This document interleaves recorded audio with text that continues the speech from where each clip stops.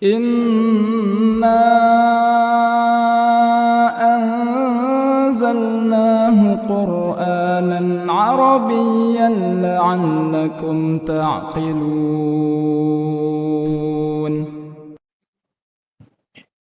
الحمد لله رب العالمين وبه نستعين والصلاة والسلام على أفضل الأنبياء والمرسلين نبينا قدوتنا محمد صلى الله عليه وعلى آله وأصحابه أجمعين أما بعد. إخواني الكرام dan akhwati al-karimat rahimani wa rahimakumullahu jami'an. Alhamdulillah, pada kesempatan malam hari ini kita bisa bertemu kembali melanjutkan pembahasan kita dengan mengkaji kitab Syarhu Qatrin Nada wa Balus Sada yang dikarang oleh Al-Imam Ibnu Hisham rahmatan wasi'a wa barakallahu fihi wa lana jami'an. Baik. Pada pertemuan sebelumnya ikhwan dan akhwat barakallahu fikum jami'an, kita menyampaikan bahwasannya ada beberapa hal yang dia itu menghapus hukum mubtada dan khabar. Itu yang telah kita sampaikan. Di antaranya yang pertama adalah kana dan saudara-saudaranya. Kita telah bahas panjang lebar tentang kana dan saudara-saudaranya. Kita sampaikan bahwasannya kana itu merupakan mubtada menjadi isimnya, kemudian menasabkan khabar mubtada menjadi khabar kana. Begitu juga dengan saudara-saudaranya. Contoh misalnya kita mengatakan Muhammadun qaimun.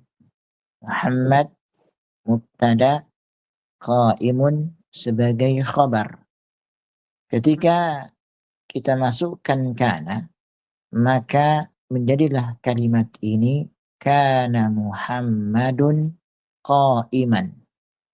Muhammad marfu' sebagai isimnya kana, yang mana asalnya adalah mubtada, namun ketika ada kana maka kana ini menghapuskan hukum mubtada dan menetapkan hukum yang baru, yaitu sebagai isimnya kana. Kemudian qaimun, asalnya qaimun, ketika kemasukan kana maka hukum khabar untuk mubtada tadi dihapuskan, maka menjadilah hukum yang kedua, hukum baru, yaitu menjadi khabar kana. Nah, ini yang telah kita sampaikan pada pertemuan sebelumnya. Kemudian juga kita membahas tentang saudara kana dan juga berfungsi seperti kana itu sendiri. Tayyib. Nah, ikhwan, ada yang baca? Sebentar.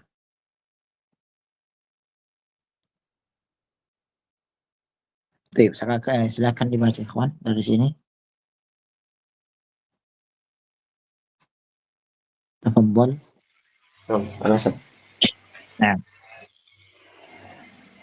Bismillahirrahmanirrahim. Qala al-mu'allif rahimahullah.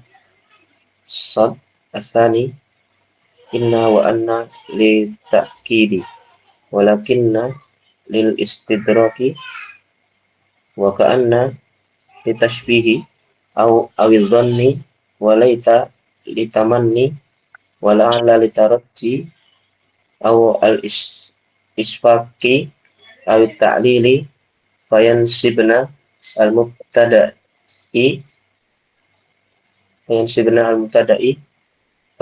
al mubtada'u isman lahunna wa yarfa'na al khabaron lahunna. Syar astani min nawasihil mubtada'i wal khabari ma yansibu al ism ma yansibu al ismu ma yansibu al isma wa نعم. yarfa'ul khabaru wa huwa sittatu ahrufin inna wa anna wa ma'nahuma litawkidi taqulu zaidun qa'imun thumma tudkhilu inna litakidi al khabari wa takririhi fataqulu inna zaidan qa'imun wa kadzalika anna illa annaha la budda an yasbaqaha kalamun ka qaulika balagoni au a'jabani wa nahwu dzalik walakinna wa ma'naha al istidraku wa huwa ta'kibu ta'kibul kalami bi raf'i ma yatawahamu subutuhu au nafiyuhu yuqalu zaidun alimun fayuhamu fay, fayuhamu fayuhamu dzalik annahu salihun fatakulu lakinnahu fasikun watakulu ma zaidun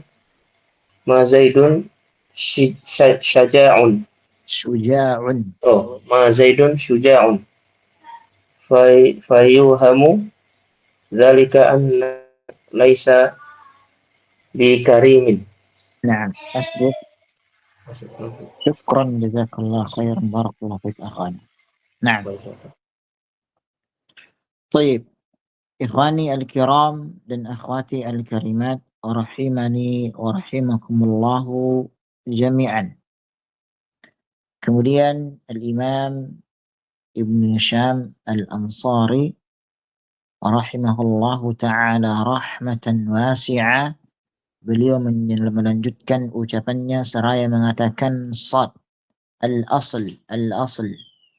Ini sudah sering kita sampaikan, maknanya adalah al-matan, matan. Al-thani disebut dengan al-thani di sini maknanya pembahasan tentang poin yang kedua dari fi'il atau yang menghapus hukum mubtada, ya. Bukan fi'il ya, tetapi sesuatu yang menghapus hukum mubtada dan hukum khabar. Jadi yang pertama tadi termasuk nawasikh, yang pertama adalah kana beserta saudara-saudaranya. Ini yang telah kita sampaikan, ya. Jadi nawasikh yang pertama adalah kana wa akhwatuha.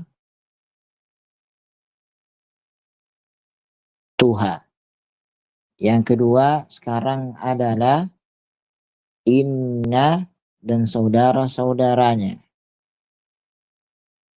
Inna wa akhwatuha.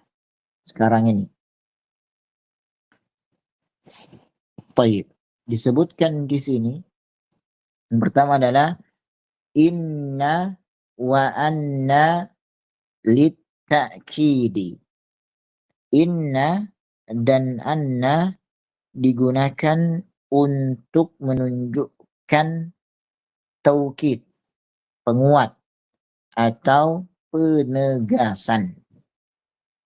Karena biasanya orang-orang Arab itu ketika berbicara dengan saudaranya, yang mana mutakallim ini misalnya menyampaikan sesuatu dan mustami', orang yang mendengarkan ini tidak peduli, maka biasanya mereka menggunakan alfat at-taukid, lafaz-lafaz taukid. Seperti misalnya menggunakan inna atau anna. Ketika misalnya mutakallim mengatakan akhi jaa abuka, orang yang mustami' yang mendengarkan kabar ini itu terkadang acuh, jadi menganggap remeh atau mungkin jenengan atau ente ini bohong. Namun ketika ia mengatakan inna abaka jaa, maka dia akan langsung bergegas bertanya, benarkah demikian? Kenapa? Karena mutakallim, orang yang berbicara atau orang yang membawa berita ini, ucapannya itu menggunakan taukid. Taib. Selanjutnya adalah walakinna lil istidrak. Lakinna ini untuk istidrak, yaitu memberikan keterangan susulan yang menghilangkan kesalahpahaman yang mungkin muncul dari perkataan sebelumnya. Nanti kita akan berikan contoh masing-masing insyaallah ta'ala agar lebih jelas. Baik, selanjutnya wa ka'anna litashbih awil dhann. Ya, kemudian ka'anna digunakan untuk penyerupaan atau menunjukkan dugaan. Al-dhann itu adalah dugaan. Kemudian walaita litamanni. Walaita litamanni. Sedangkan laita adalah mengharapkan sesuatu yang dicintai tetapi sulit atau mustahil untuk terwujud. Itu makna litamanni. Ana ulangi kembali ya. Litamanni adalah mengharapkan sesuatu yang dicintai tetapi sulit atau mustahil untuk terwujud. Naam, selanjutnya adalah wala'alla littaraji. At-taraji adalah mengharapkan sesuatu yang disenangi. Awil isfaki awit ta'lili. Atau isfak, yaitu kekhawatiran terhadap sesuatu yang tidak disenangi. Atau untuk menunjukkan ta'lil. Ta'lil adalah sebab atau alasan. Kemudian kata beliau di sini rahmatan wasi'ah fayansibna al-mubtada'a isman lahun wa yarfa'na al-khabara khabaran lahun. Nah, jadi inna, anna, lakinna, ka'anna, laita, la'alla ini menjadikan mubtada mansub sebagai isim bagi mereka, kemudian merofakkan khabar menjadi khabarnya. Contoh misalnya kita mengatakan Mahmudun talibun. Ya, kita mengatakan demikian. Ya. Mahmud talib. Lahbah. Mahmud talib. Ya. Mahmud adalah mubtada, talib adalah khabar. Kita masukkan inna, maka Mahmudan talibun. Jadi Mahmud sebagai isimnya inna. Menjadi isimnya inna. Kemudian talibun khabar inna. Nah ini. Jadi asalnya adalah hukum yang pertama Mahmud sebagai mubtada, kemudian talib sebagai khabar. Ketika kemasukan inna, maka hukum mubtada dan khabar itu dihapuskan. Menjadi inna mahmudan talibun. Mahmudan yang asalnya mubtada sekarang menjadi isim inna. Talibun yang asalnya khabar mubtada sekarang menjadi khabar inna. Demikian. Begitu juga dengan saudara-saudara yang lainnya, yaitu anna, lakinna, ka'anna, dan seterusnya. Kemudian ikhwan dan akhwat barakallahu fikum jami'an, lafaz anna sendiri itu dia harus ada kalimat yang mendahulinya. Tidak boleh kita langsung mengatakan anna ar-rajula qa'imun, anna ar-rajula jalisun. Tidak. Tetapi berikan lafaz sebelum anna. I'lam anna ar-rajula jalisun. Ya. Qul annaka ja'i'un. Demikian. Jadi harus ada lafaz yang mendahului anna dan dia tidak boleh langsung kita buat tanpa ada lafaz sebelumnya. Baik.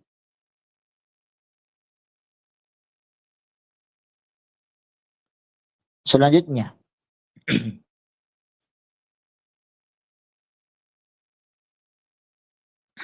asy-syarhu.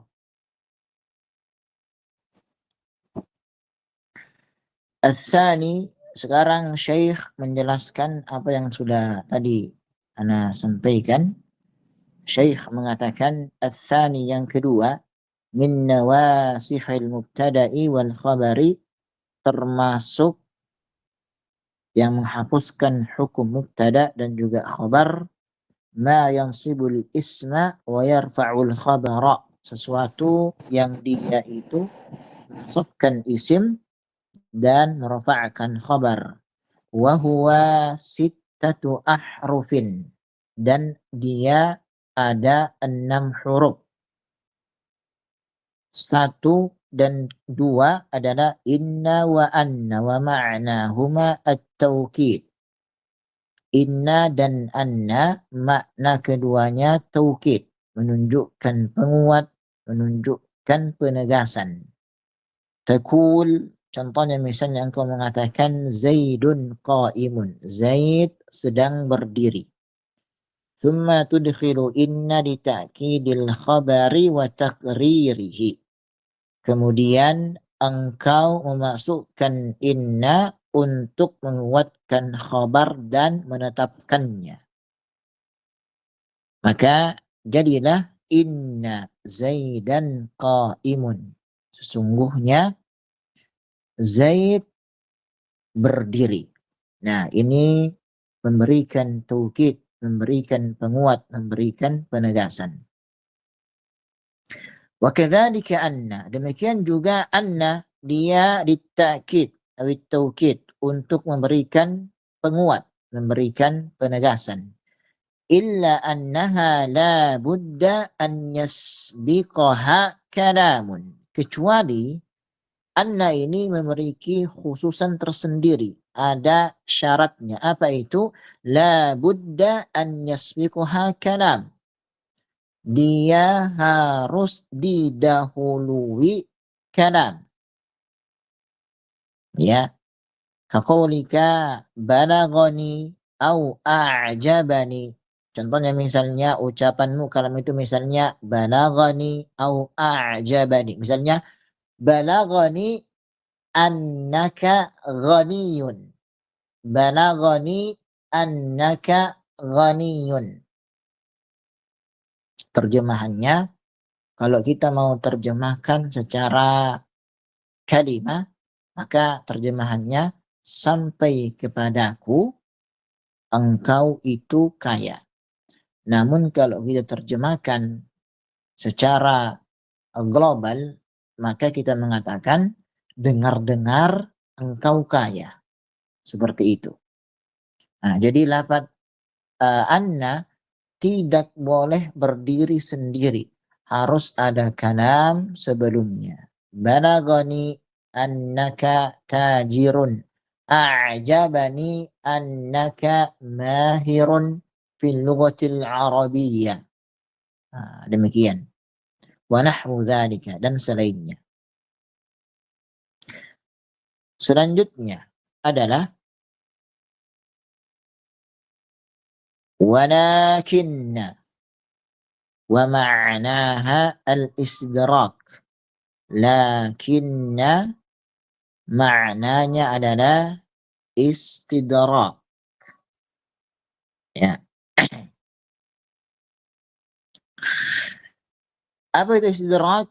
Disebutkan di sini Syekh mengatakan rahmatan wasi'ah wa huwa ta'kibul kalam bi raf'i ma yatawahhamu thubutuhu aw nafyuhu, yaitu mengiringi sebuah perkataan dengan keterangan yang bertujuan menghilangkan dugaan tentang adanya sesuatu atau tidak adanya sesuatu.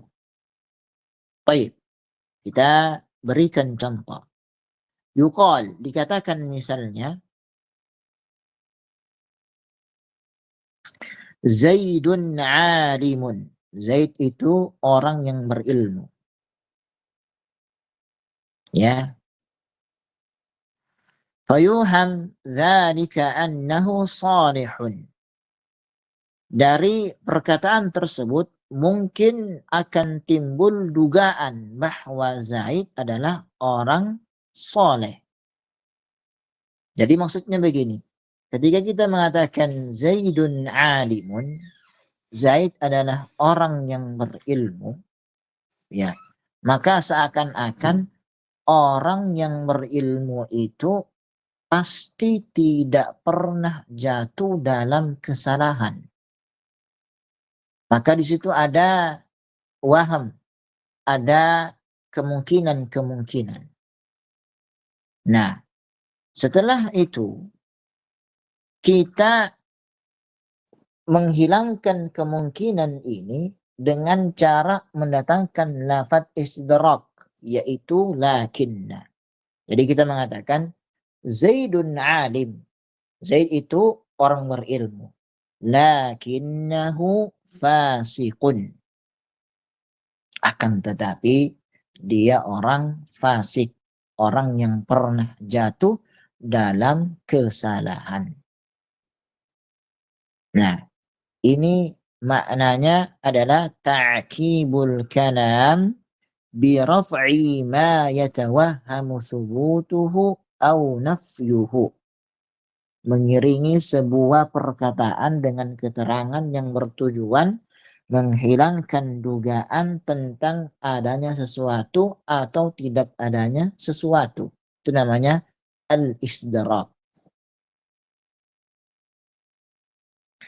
Baik, wa taqul ma Zaidun syuja'.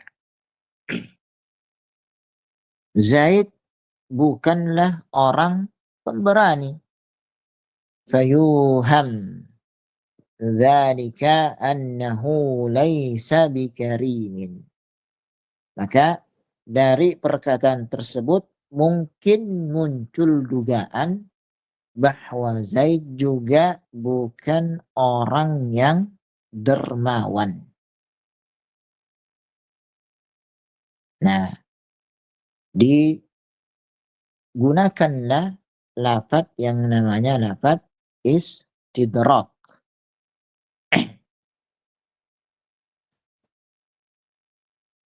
Zaidun syuja'. Ya. Ini untuk menghilangkan keraguan. Makanya kita nanti menggunakan lafaz istidrak untuk mengiringi waham yang sebelumnya. Fatakul lakinnahu karimun. Nah, ini datanglah lakinnahu. Ya. Ma Zaidun syuja'. Zaid bukan orang yang pemberani. Tayyib. Nah, akan tetapi karim, dia orang yang dermawan.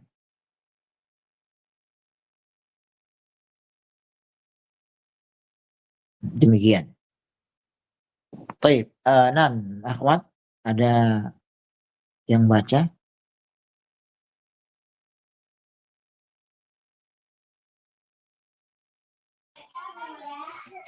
Ustaz. Sekarang gantian akhwan. Naam. Tadi ikhwan, sekarang akhwat. Afwan. Nama akhwat, ada yang baca? Kalau enggak ada, antum yang baca akhwan. Akhwat? Ada akhwat? Naam, Ustaz. Baik, iqra.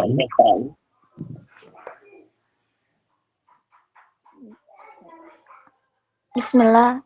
An-nawasihu inna wa akhwatiha fataqulu lakinnahu karimun wa ka'anna litashbihi kaqaulika ka'anna zaidan asadun awidhanni kaqaulika ka'anna zaidan katibun.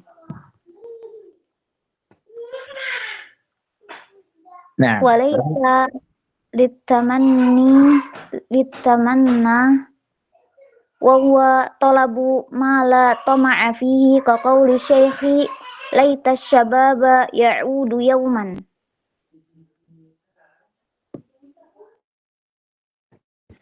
nah, terus. Nah, Syarhu au ma fihi usrun ka qawlil mu'dimil ayisi laita li kintaran minaz zahabi wa la'alla litarajji wa huwa talabul mahbubil mustaqrabi husuluhu ka qaulika la'allallaha yarhamuni au lil isfaqi wa huwa tawakku'ul makruhu tawakku'ul makruhi. ka qaulika la'alla zaidan halikun au lita'lili ka qaulihi ta'ala faqula lahu qawlan layyina la'allahu yatadhakkaru ay likai yatadhakkaru nassa ala dhalikal akhfashu. Baik, syukran, jazakillah khair, barakallahu fiik. Baik, tamam.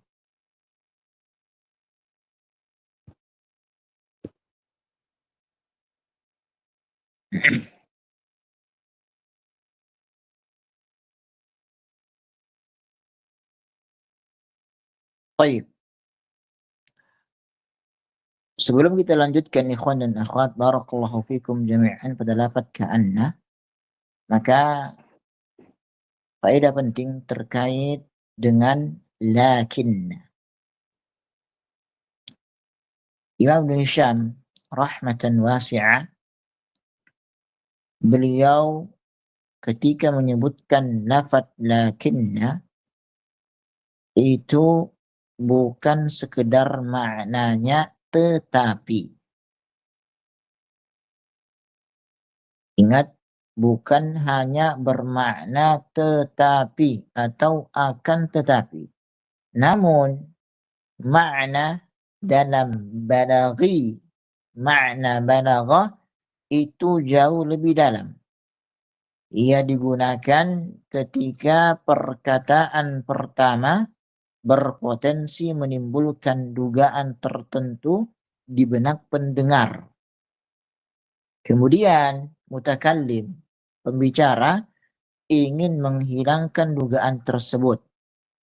Oleh karena itu, hakikah al-istidrak, hakikat al-istidrak itu adalah raf'ut tawahhum an-nashi minal kalamis sabik. Baik, nah akan tulis. Jadi istidrak hakikatnya adalah raf'u at-tawahhum. Raf'u at-tawahhum an-nashi'i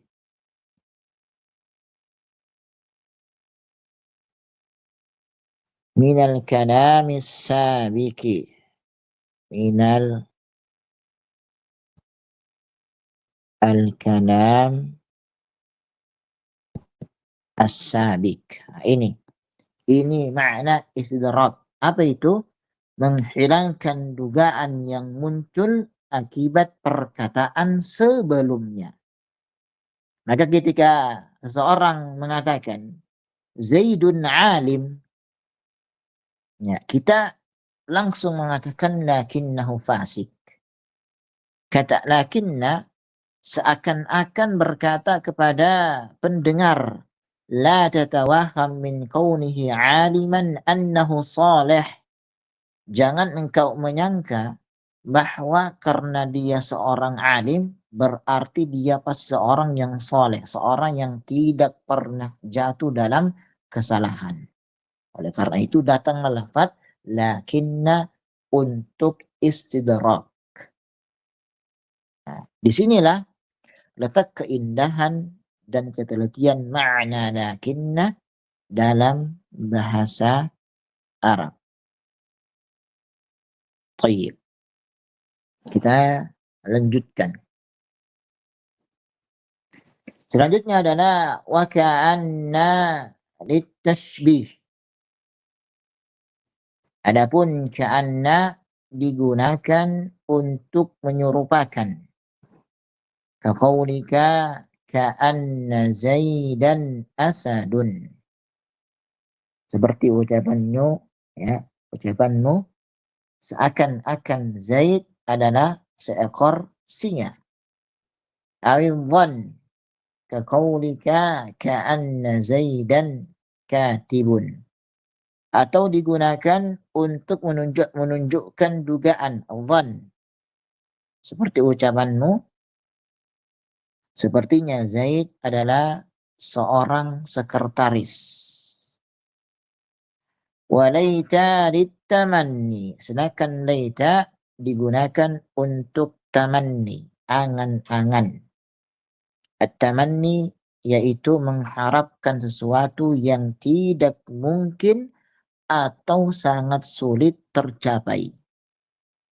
Kaqauli syekhi, seperti perkataan seorang syekh. Asy-syekh ikhwan dan akhwat. Ketika disebutkan dalam bahasa Arab, maka maknanya ada dua. Asy-syekh itu orang tua, orang yang sudah sepuh. Kemudian yang kedua, asy-syekh wal alim, orang yang berilmu. Nah, di sini asy-syekh kita terjemahkan orang yang sepuh, orang yang sudah tua. Makanya dia mengatakan laitash syababa ya'udu yauman. Seandainya masa muda itu kembali walaupun hanya sehari. Orang yang sudah tua renta, dia berharap agar masa muda itu bisa kembali. Oleh karena itu, ketika kita masih muda, ikhwan dan akhwat, maka manfaatkan waktu untuk semangat belajar, mengkaji.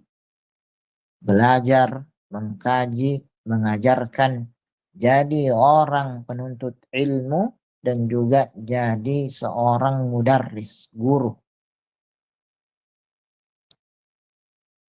Demikian. Baik. Kemudian walaita litamanni, itu sudah kita sampaikan tadi. Baik.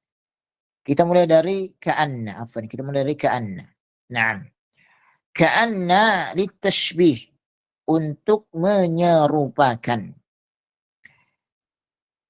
Apa itu yang dimaksud dengan at-tashbihu?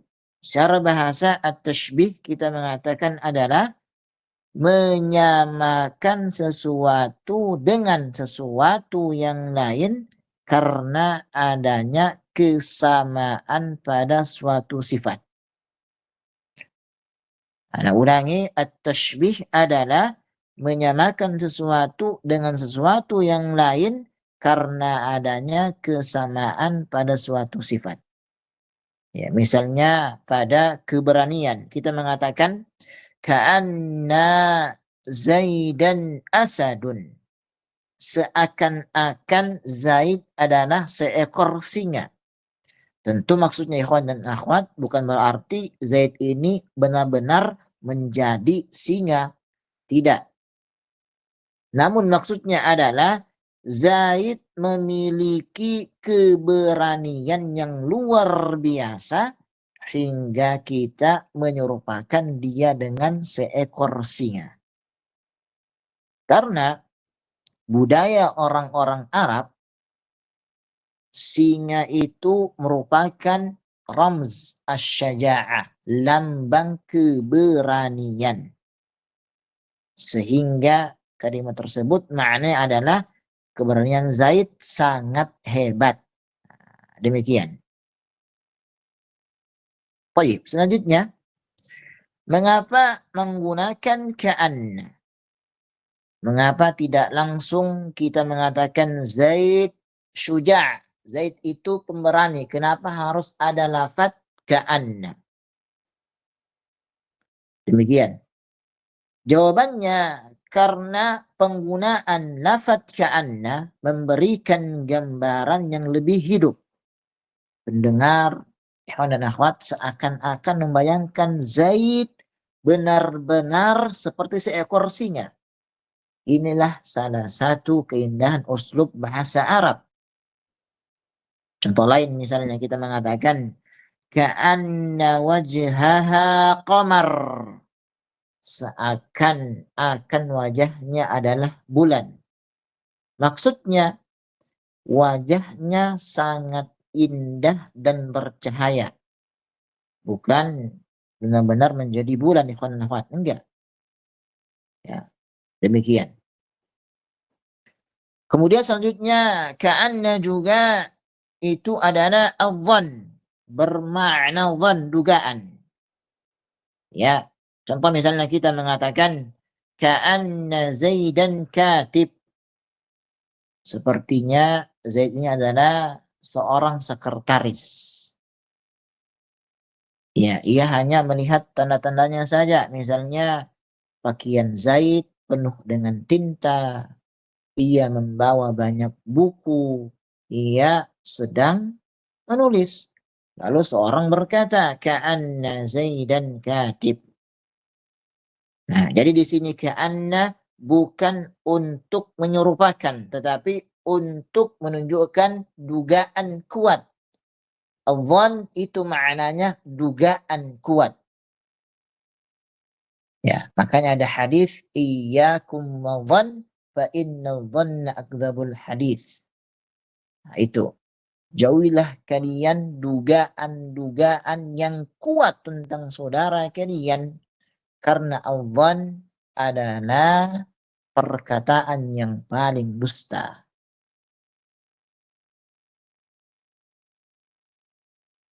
Baik. Kita masih bahas masalah ka'anna. Ya.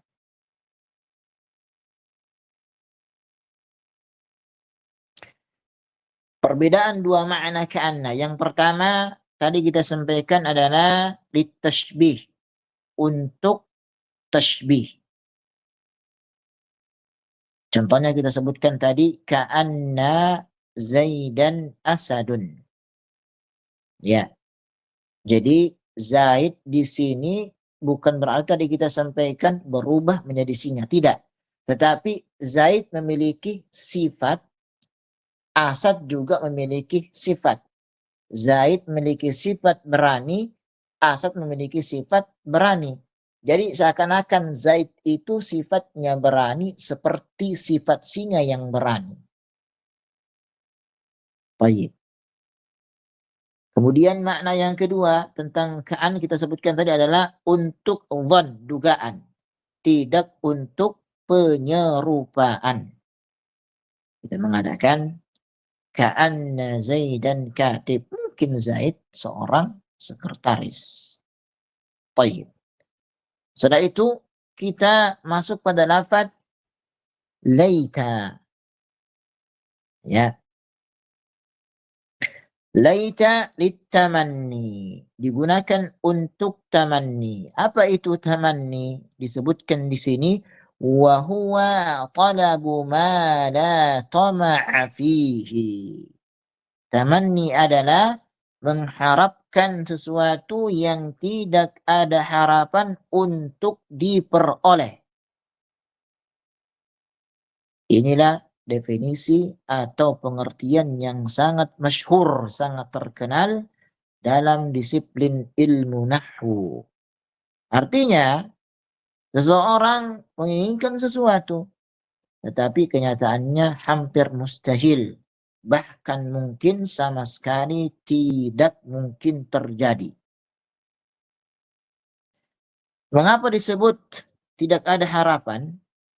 Ya, karena sesuatu yang diinginkan telah berlalu atau memang mustahil terjadi. Contohnya di sini dikatakan oleh Syekh, laita syababa ya'udu yauman. Andaikan masa muda itu bisa kembali.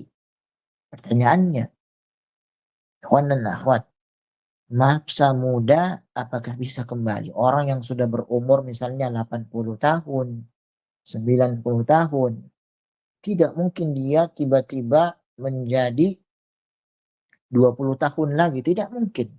Itu hanya ada dalam perfilman, sinetron.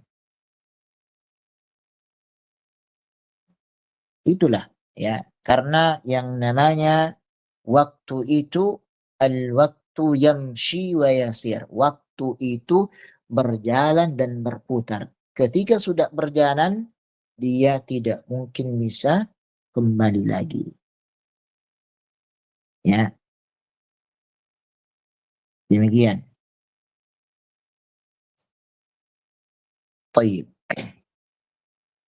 Selanjutnya adalah au ma fihi usrun, atau at-tamanni juga itu maknanya sesuatu yang dia itu usr, sulit, ya, sesuatu yang sulit untuk diperoleh, seperti ucapan kaqaulil mu'dim al-ayat, seperti ucapan seorang yang dia itu fakir, orang yang miskin.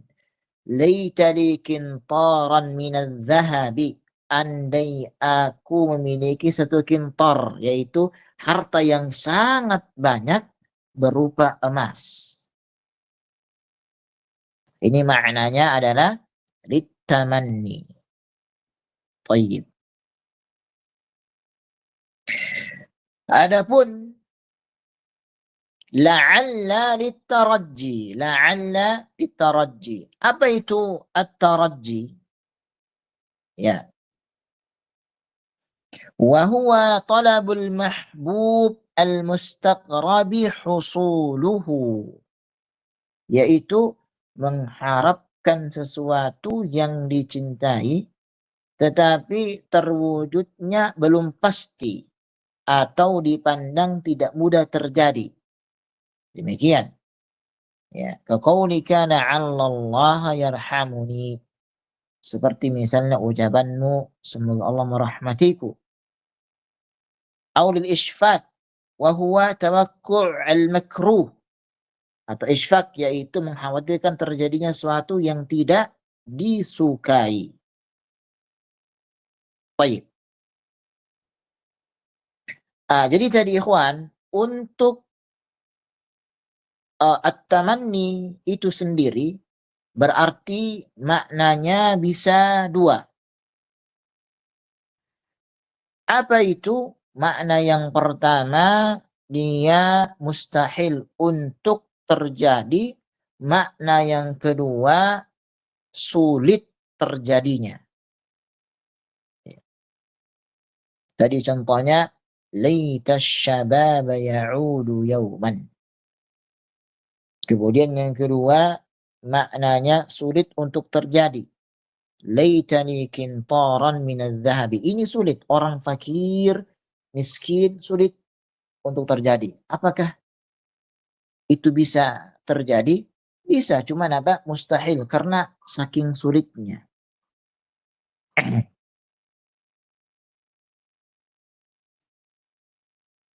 Baik. Kemudian ikhwan, perbedaan antara laita dengan la'alla. Kalau laita itu angan-angan yang mustahil terjadi, sedangkan la'alla sesuatu yang dia itu bisa terjadi. Bisa terjadi, cuma mungkin butuh perjuangan untuk bisa mencapai hal tersebut. Ya, kaqaulika, misalnya ucapanmu, la'alla Zaidan halikun. Ya, la'alla Zaidan halikun.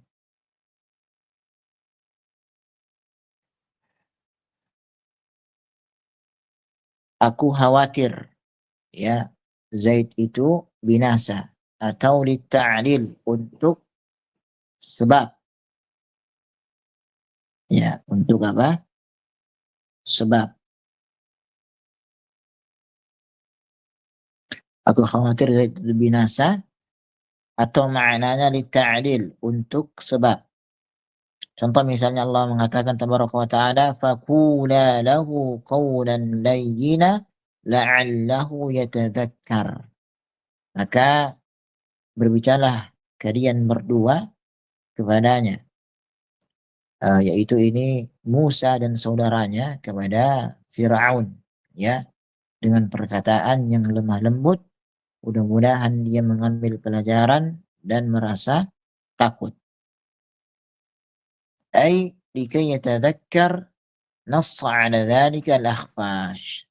Maksudnya adalah agar dia mengambil pelajaran. Pendapat ini ditegaskan oleh Al-Akhfash. Tayyib. Ya. Nah, kita katakan kesimpulannya. Pertama, kita mengatakan at-tamanni. Laita maknanya adalah at-tamanni.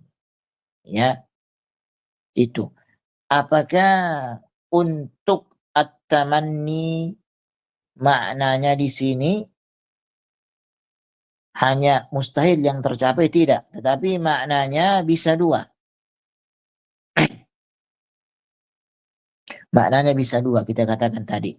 Makna yang pertama adalah angan-angan yang mustahil tercapai. Makna yang kedua adalah sesuatu yang dia mungkin tercapai namun sulit untuk mencapainya.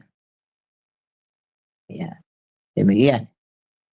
Ya, itu kita berikan dua contoh yang berbeda. Angan-angan yang mustahil tercapai, misalnya kita mengatakan laita syababa ya'udu yauman, masa muda tidak mungkin bisa kembali. Makna yang kedua, tadi contohnya orang fakir, orang miskin mengatakan laita li qintaran minadz zahabi, seandainya saya punya emas banyak. Ini perkataan orang yang fakir, orang yang miskin, sulit terjadi, mustahil terjadi. Namun ketika mungkin dia bersungguh-sungguh bekerja, maka itu bisa terjadi. Baik. Kemudian la'alla. La'alla juga memiliki dua makna. Yang pertama adalah litaraji, yaitu mengharapkan sesuatu yang dicintai namun belum tentu, belum pasti terwujud. Yang kedua adalah isfaq, yaitu mengkhawatirkan sesuatu yang terjadi, atau tawakku'al makruh, sesuatu yang dibenci, atau juga sesuatu yang dibenci. Nah, ini makna tentang laita dan juga la'alla. Nah, ikhwan dan akhwat, antum dan antunna, sampai sini ada pertanyaan?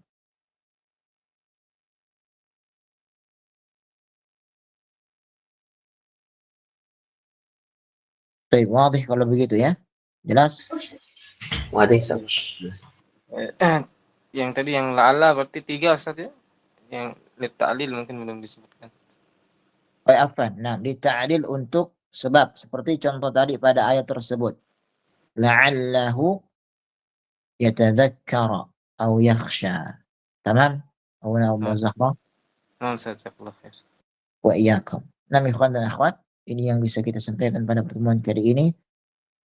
Fikum jami'an barakallah. Kita akhiri. Alhamdulillah. Assalamualaikum warahmatullahi wabarakatuh. Waalaikumsalam. Jazakallahu khair. Wa iyyakum.